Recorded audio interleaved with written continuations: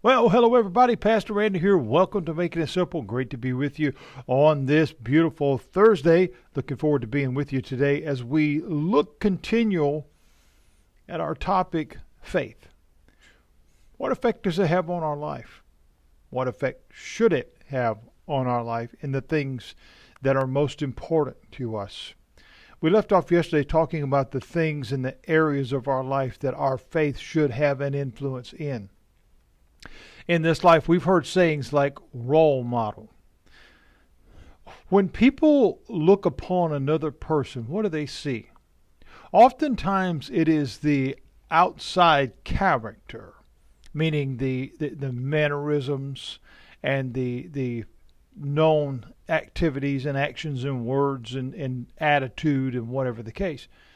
Not necessarily a character that one is playing, although there are many around us who just do that. They play a character. They're not real.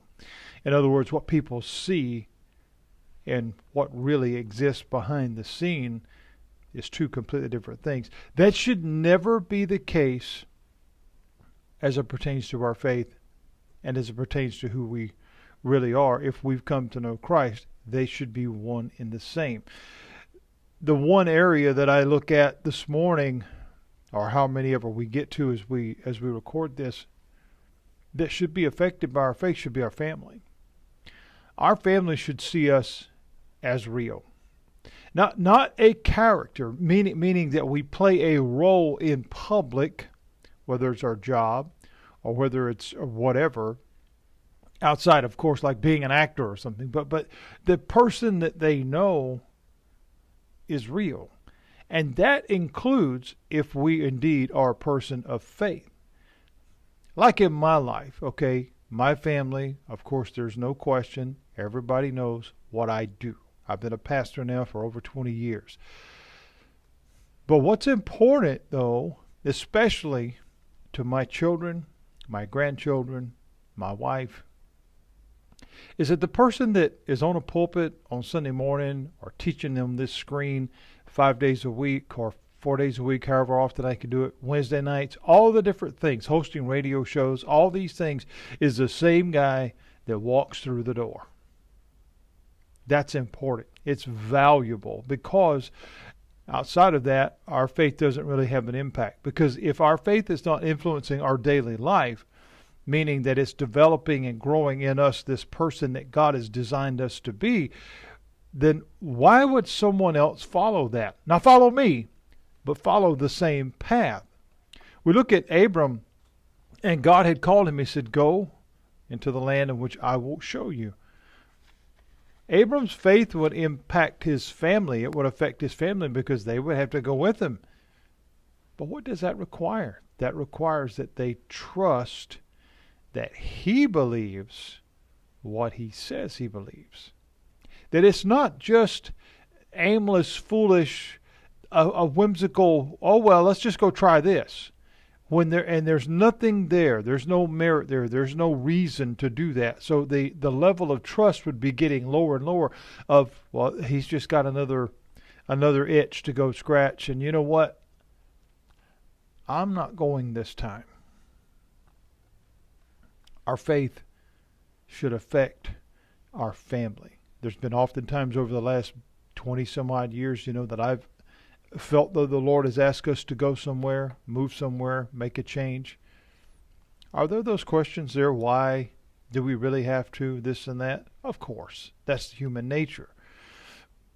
But because of the sincerity of the faith in my life, my family knows that we do that because God said so.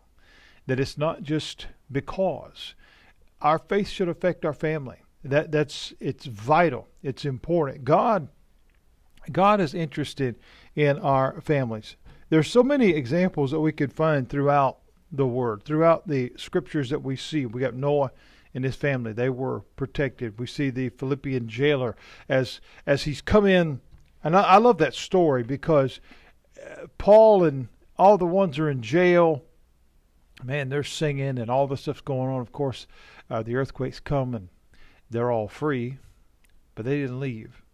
And the Philippian jailer comes running in and he's going to kill himself. He's going to take his life because he thinks all the prisoners have escaped. Paul calls out, says, hey, we're still here. And he says, what must I do to be saved? That was his first question. Not, how did you do this? Or what in the world happened? No, but what must I do to be saved? Well, Paul, of course, explained to him, believe on the Lord Jesus Christ. And he said, you and your home, you and your family, you and your house will be saved. Our faith should affect our family. This gentleman, his giving his heart to the Lord would impact his family because they too would come to know there's been a change. Dad's different. Something has happened. What in the world is going on? It should make a difference because if it's not real, friends, why would anybody else believe it? Again, if it's a put-on thing or if it's just a Sunday morning thing, that doesn't draw anybody. That doesn't make a big change. Our faith and the things that we show, in particular as it pertains to the Lord, it should have a great effect on our family and all those that we love, friends and family alike. We can show all kinds of examples through life. We certainly have the ability to do that. Talents and skills, how to do things, how to act, all those different things. We can teach and pass those things down.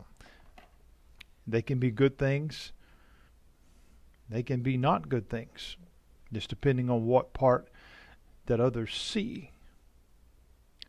But what greater legacy can we leave when our time comes to depart this earth? What greater legacy can we leave for those that we love, our children, our grandchildren, maybe a spouse, those dearest friends, other people that you've influenced in your life? What greater legacy than our faith can we leave behind?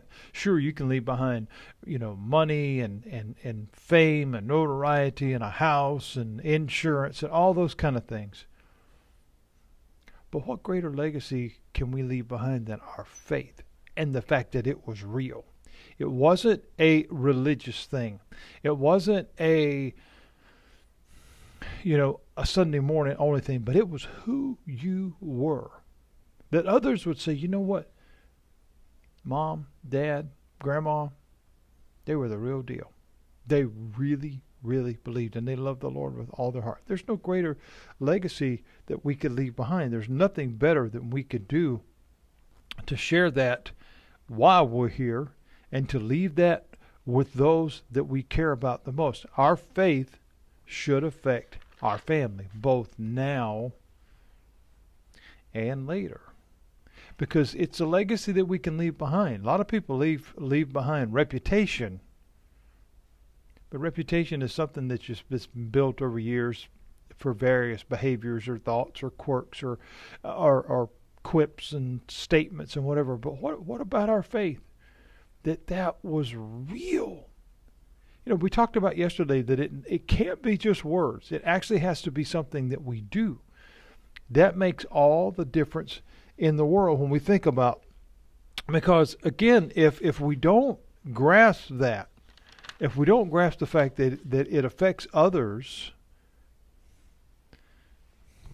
then we don't necessarily understand the enormity of why it's important. Why does what I believe, why does what I live on and operate in, why does that matter to others? Well, it's part of what God has called us to do.